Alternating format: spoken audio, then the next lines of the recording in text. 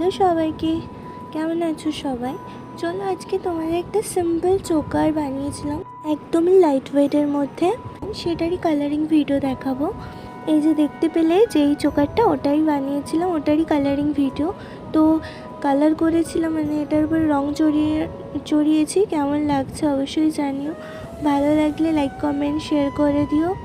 তোমাদের যদি আমার হ্যান্ডমেড জুয়েলারি পছন্দ হয়ে থাকে তাহলে আমাকে ইনবক্স করো। ঠিক আছে, চলো টাটা সবাইকে, আবার দেখা হবে অন্য কোনো ভিডিওতে। টাটা।